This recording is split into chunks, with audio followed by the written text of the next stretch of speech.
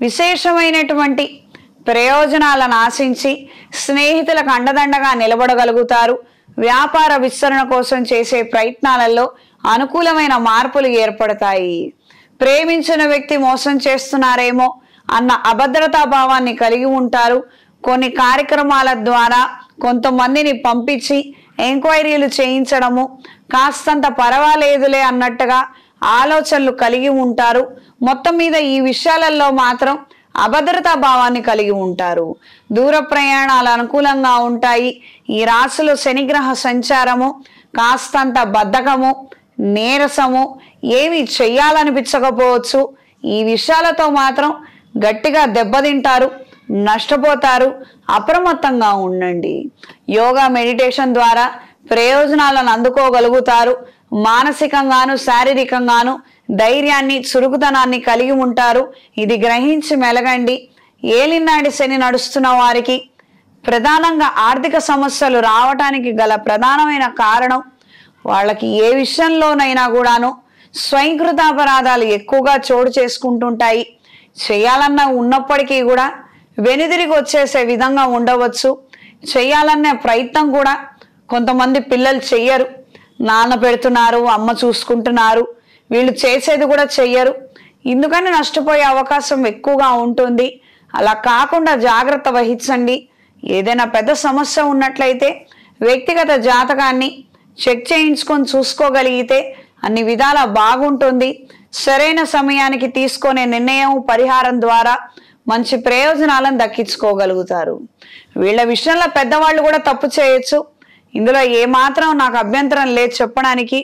పెద్దవాళ్ళు కూడా వీళ్ళని గారాబం చేసి చెడగొట్టడము, ఏం చేస్తావులే కూర్చోలే అని అనటము, ఇలాంటివి కూడా నడుస్తుంటాయి. ఈ విషయాలతో మాత్రం అప్రమత్తంగా ఉండండి.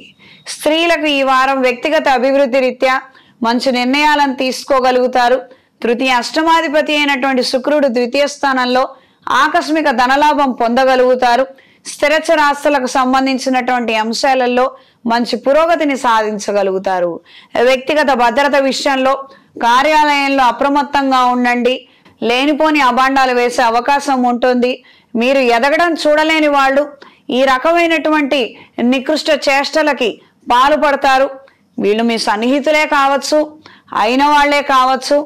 అయినప్పటికీ కూడా ఏ సమయానికి, సందర్భానికి ఎలాంటి కఠినమైనటువంటి నిర్ణయం తీసుకోవాలో, అమలు పరచాలో అది చేసుకోగలిగితేనే సర్వదా మంచిది.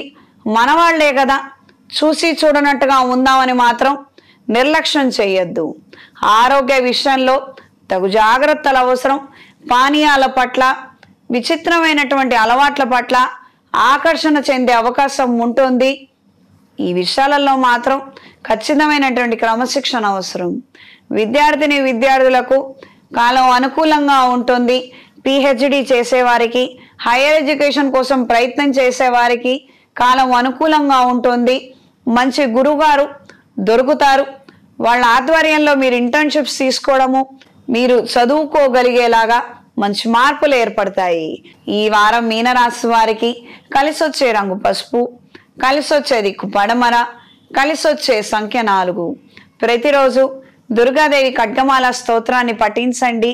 భయము, బాధ తీవ్రంగా ఉన్నట్లయితే ఏదైనా శైవ క్షేత్రంలో వనదుర్గా పాశుపత హోమాన్ని జరిపించండి. అనుకూలమైన మార్పులు ఏర్పడతాయి. వ్యవసాయ వృత్తిలో ఉన్న వారికి మంచి మార్పుల కోసం నవదుర్గా పాశుపత హోమాన్ని జరిపించండి. ఇంట్లో, వ్యాపార ప్రదేశాలలో గుగ్గిలం పొడితో ప్రతిరోజు ధూపం వేయండి.